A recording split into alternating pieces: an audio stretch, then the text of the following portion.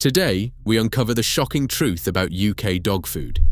3 little words are printed on the back of some of Britain's best-selling dog food bags. Meat and animal derivatives. That phrase is legal. It's also how a bag can contain as little as 5% meat and legally tell you almost nothing about where that meat came from. The UK's best-selling dog food lists cereals as its first ingredient. Not meat. And it works out at roughly 82% carbohydrate, when the sensible range for a dog is 20 to 45%. And one of the most recognizable purple bags on the shelf, Baker's, can carry up to 13 different E numbers. Synthetic additives working as flavor enhancers and colors your dog literally cannot see. Here's the part that should make you angry. Some of these bags just say antioxidants or preservatives in the small print. 2 of the most common are BHA and BHT, synthetic preservatives. BHA is classified by the World Health Organization's Cancer Agency as a possible human carcinogen. They are legal in pet food. And here's the twist. A natural alternative, vitamin E, does exactly the same job. The brands using the synthetic version aren't doing it because it's safer. They're doing it because it's cheaper and it lasts longer on a shelf. But here's the really twisted part. The budget own brand you'd walk straight past. On independent ingredient ratings, it often scores higher than a premium bag sold at 3 times the price. Price tells you almost nothing about what's actually in the bowl. We've gone through the major dog food brands sold in UK supermarkets and pet shops, and I'm going to count down the 10 you need to think twice about. From bad all the way to the worst offender at number 1. And then, because I'm not going to leave you standing in the aisle with nothing to buy, I'll give you the brands actually worth your money. The honest ones. Stick to the end for that safe list. It's the whole point. Number 10. Wagg. Wagg's whole pitch is honest, no nonsense, British value. Turn the bag over and the story is mostly grain. The meat that is in there tends to show up as unspecified meat and animal derivatives rather than a named chicken or beef. Why? Because wheat and maize cost a fraction of real meat. The cheaper the filler, the fatter the margin. For a dog eating this every day, you're looking at a bowl that's mostly carbohydrate, the kind of long-term, filler-heavy diet owners so often linked to weight gain and a dull, flaky coat. Number 9. Frolic. Frolic looks the part. Carrots printed proudly on the front of the pack. Those carrots are just about the only whole ingredient in it. The first ingredient is grain, mostly wheat. The rest are derivatives. It is low in protein and, oddly, almost as high in fat as it is in protein. Same logic as before. Cheap plant fillers standing in for real, named meat. Number 8. Supermarket own-brand puppy food. This is the one that should worry you most, because puppies build their whole bodies in their first year, and they need real protein to do it. What a lot of the cheapest own-brand puppy foods give them instead is a cereal-led recipe, often with added sugars. For a growing dog, that's the opposite of what the front of the bag promises. Number 7. Harrington's. Harrington's markets itself as natural and great value. Its very first ingredient is meat meal. That's a rendered powder made from animal parts, and the rendering process, cooking it down at high heat, can strip out nutrients along the way. It's also unclear which meats are in there, so the recipe can vary batch to batch, which matters a lot if your dog has a sensitive stomach. Number 6. Working dog value brands. Here's a loophole most owners have never heard of. Some of the cheapest foods are labeled for working dogs, and the carbohydrate content can be off the scale, up around 90%. The protein, listed as meat and animal derivatives, and because of how these are classified and sold, they can dodge some of the labeling and tax that normal pet food carries. Number 5. Alpo. Alpo leads with cereals, wheat bran, soybean meal, corn and wheat. The animal protein doesn't turn up until 4th or 5th on the ingredient list, and even then it's BY products, with the source animal unspecified. Grain first, because grain is the cheapest thing they can pour into the bag. Number 4. Iams. Iams has been around for over 70 years. and for a long time it was sold as a premium brand. Not anymore. It's now owned by Mars, the same company behind Pedigree, and it's widely regarded as a budget food-wearing premium packaging. On All About Dog Food, its recipes average around 55%, squarely mid-table, and the food runs close to 50% carbohydrate.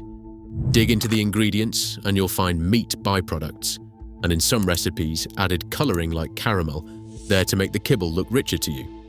It leans on a trusted old name while the bowl itself has quietly drifted down market.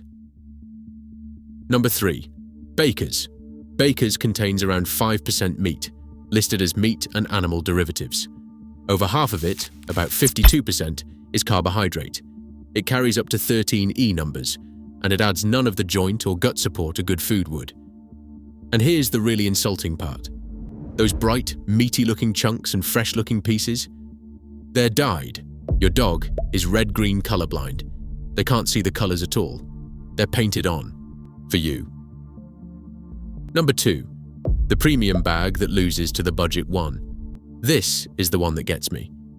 Aldi's own brand Earl's Range costs under 85p a kilo, some of the cheapest dog food in the country. Now look at Hill's Science Plan, the one on the shelf at your vet's, at several times the price, with all the science branding on the bag. On All About Dog Food, the UK's biggest independent rating site, Hill's Science Plan scores somewhere between 23 and 47%. That's the premium, vet shelf brand. Meanwhile, budget high street brands like Harrington score in the 70s on that exact same scale. Let that sink in. A bag you'd feel almost embarrassed to buy is rated higher by the same independent system than the expensive one with the clinical logo. You are not paying for better food. You are paying for better marketing. And number 1, the worst offender on the shelf. Pedigree. This is the brand I'd take out of your cupboard tonight, and it's number 1 precisely because it's the one almost everyone trusts. Cereal as the first ingredient. Around 7% of meat. Roughly 82% carbohydrate, when a dog's sensible range is 20 to 45. It's the best-known dog food in Britain, backed by decades of warm, fuzzy adverts, and behind all of it is a bowl that's mostly cereal. Everything we've talked about today, the vague label, the cheap filler, the marketing doing the heavy lifting, reaches its peak with the brand you were most likely to have trusted without a second thought. That's why it tops the list. But here's the good news. I promised you the brand's actually worth buying, and this is the bit that'll save your dog's dinner. First, here's what you're looking for on any bag. A named meat, chicken, salmon, lamb, as the very first ingredient. An actual meat percentage, printed. Transparent sourcing. Natural preservatives like vitamin E. And ideally, a strong independent rating. And now the honest part, because I'm not going to pretend price equals quality. That's the whole scam we just exposed. The transparent, high-meat brands. Lily's Kitchen, Eden, Canagan, Tribal, Fourth Glade. These led with named meat. They're open about where it comes from, and they score well on independent ratings. Eden is 80% meat. Fourth Glade gives you more real meat and less added water than a lot of wet foods at the same price. The trade-off is honest. These cost more, and the very high meat ones can be too rich for dogs with pancreatitis or kidney issues, so they don't suit every dog. And then the vet line brands, the ones you'll see on the clinic shelf, like Hill's Science Plan and Royal Canin. Here's the honest picture, because you'll hear these recommended constantly. Their big strength is consistency and clinical backing, tight quality control, veterinary formulation, and genuinely excellent prescription diets for specific conditions like kidney or digestive disease.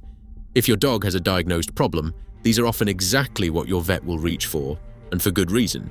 The trade-off, and the reason they don't automatically top the independent ingredient rankings, is that some of their standard recipes lean on named grains and derivatives rather than a big slug of named meat. So they're not a scam like the bottom of this list, but recommended by vets and highest ingredient quality on paper are two different things, and it's worth knowing which one you're buying and why. And look, that's the real lesson. Premium isn't automatically good. Cheap isn't automatically bad. Vet recommended isn't automatically the highest quality. The point was never the price or the logo, it's the label. Read the first ingredient. Look for a named meat. Check the percentage is actually printed. That's the whole game. So there you have it. 10 dog food brands I'd think very hard about before buying again, and a range of genuinely better options with the trade-offs laid out honestly. And if you made it this far, you now know more about what's in that bag than 99% of people standing in the pet food aisle right now. Every time you put a better brand in your basket instead of a worse one, you're sending a signal.